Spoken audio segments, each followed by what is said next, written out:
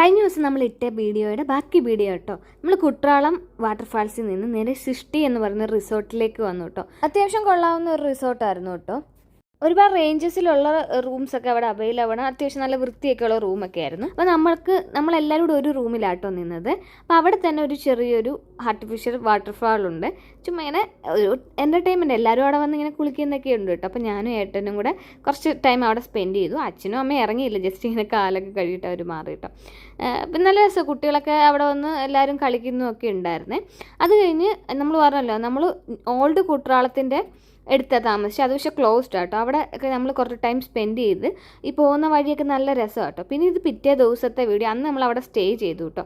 പിന്നെ നമ്മൾ കുറച്ച് ടെമ്പിളിൽ പോവാം കേട്ടോ. മെയിനായിട്ട് നമ്മുടെ ഉദ്ദേശം തെക്കിൻ്റെ കാശി എന്നറിയപ്പെടുന്ന കാശി വിശ്വനാഥ ടെമ്പിളിലാണ്.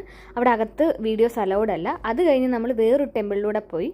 തിരുമലൈ മുരുക ടെമ്പിളാണ്. ഇത് നമ്മുടെ പഴനിമല പോലെയൊക്കെ തന്നെ ആ മലയുടെ മുകളിലേക്ക് സ്റ്റെപ്പ് കയറിപ്പോകാം. പിന്നെ ഇപ്പം വാഹനങ്ങളൊക്കെ മുകളിൽ എത്തുകയൊക്കെ ചെയ്യും കേട്ടോ. ഓരോന്നിനും ഓരോ ചാർജുകളുണ്ട്.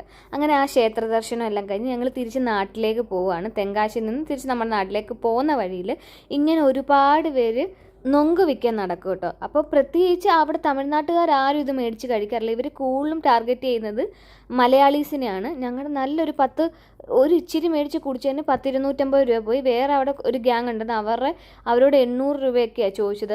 നമ്മളറിയില്ല, അവരിങ്ങനെ ഇട്ടുകൊണ്ടിരിക്കും. എന്നിട്ട് അവരൊരു വലിയൊരു എമൗണ്ട് പറയും കേട്ടോ. ഇതിൻ്റെ വെള്ളത്തിന് ഭയങ്കര മധുരമായിരുന്നു. അപ്പം ഞങ്ങൾക്കത് ഒറിജിനൽ ആണോ എന്ന് തന്നെ നല്ല ഡൗട്ട് ഉണ്ടായിരുന്നു. പഞ്ചസാര വല്ലതും കലക്കിയതാണോ എന്ന്. നമ്മൾക്ക് അവർ ചെത്തി ഇട്ടുകൊണ്ട് തരും. അപ്പം നമ്മൾ വില അറിയത്തില്ല. കുറേ കഴിയുമ്പോൾ ഇവർ വലിയൊരു എമൗണ്ട് പറയും കേട്ടോ. ഇങ്ങനെ ഒരുപാട് പേര് പറ്റിക്കപ്പെടുന്നുണ്ട്. തെങ്കാശി ആ ഏരിയയിലൊക്കെയാണ് കൂടുതലും. അപ്പോൾ എന്തായാലും അങ്ങനെ പറ്റിക്കപ്പെടാതെ നോക്കുക കേട്ടോ. അങ്ങനെ വരുന്ന വഴി കണ്ട കേട്ടോ, ഈ ഏരിയയിലൊക്കെ കുറേ പേര് ഇറങ്ങി നിൽപ്പുണ്ട്. അപ്പോൾ എന്തായാലും കുറച്ച് ഏരിയയിലൊക്കെ ഇങ്ങനെ കല്ലുണ്ട്, കുറച്ച് ഏരിയ ഇച്ചിരി അത്യാവശ്യം ആഴമുണ്ട്. അപ്പം ഞങ്ങൾ ഇറങ്ങിയിട്ടുണ്ട്. അമ്മ ഇറങ്ങിന്, ഞാനും അച്ഛനും ഇറങ്ങി. അവിടെ വെള്ളത്തിൽ വീണുകൊണ്ട് ഷർട്ടൊക്കെ പിന്നെ അങ്ങ് ഊരിയത്. അപ്പം നല്ലതായിട്ട് വഴുക്കലൊക്കെ ഉണ്ടായിരുന്നു. അപ്പോൾ എന്തായാലും നല്ല രസമുണ്ട്. അവിടെ ഒത്തിരി ആൾക്കാർ ടൈം സ്പെൻഡ് ചെയ്യുന്നുണ്ടായിരുന്നു. എന്തായാലും നല്ലൊരു യാത്രയായിരുന്നു കേട്ടോ. അപ്പോൾ അച്ഛൻ്റെ അമ്മയുടെയും കൂടെ ഞങ്ങൾ ഒരുപാട് യാത്ര ഒന്നും ചെയ്തിട്ടില്ല ഇങ്ങനെ നാട്ടിൽ.